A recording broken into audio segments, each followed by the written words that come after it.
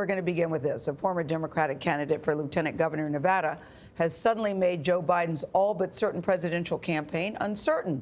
Lucy Flores says Biden touched and kissed her in a way that unsettled her during a campaign event nearly 5 years ago now when he was Barack Obama's vice president. Biden is disputing Flores' story while he prepares to get into the 2020 race. Some of his potential rivals for the Democratic nomination said over the weekend they believe Flores, but it is something voters would have to decide. Ed O'Keefe looks at why the allegation rings true for some of Biden's critics. Ed, good morning. Good morning, John. We're still weeks away from Biden's anticipated entry into the presidential race, and the accusation made over the weekend speaks to a part of his behavior that some find harmless, but that his accuser says deserves more scrutiny. She tells CBS News she was too nervous to share her story until now.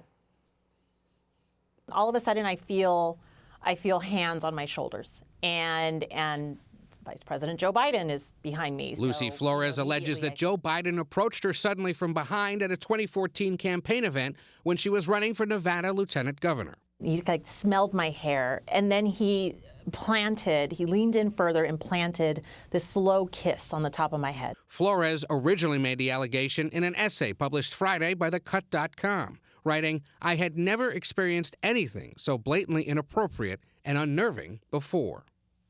In a statement Sunday, Biden said, "In my many years on the campaign trail and in public life, I have offered countless handshakes, hugs, expressions of affection, support, and comfort. And not once, never, did I believe I acted inappropriately. We have arrived at an important time when women feel they can and should relate their experiences, and men should pay attention. And I will." Thank you, thank you, thank you. Biden's known for a personable, some might say affectionate campaign style that sometimes raises eyebrows. Late Sunday, Stephanie Carter, wife of former Defense Secretary Ash Carter, defended Biden, writing that the moment he leaned in to speak with her at her husband's 2015 swearing-in ceremony has been misinterpreted.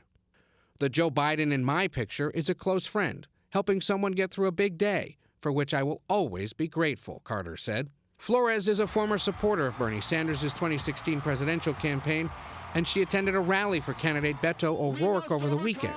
She said she wants voters to consider Biden's behavior. This is serious behavior, and we should talk about that, and we shouldn't ignore it. The organizer of the 2014 campaign event in question says he's reviewed more than 700 photographs from that day and found nothing resembling Flores' accusation.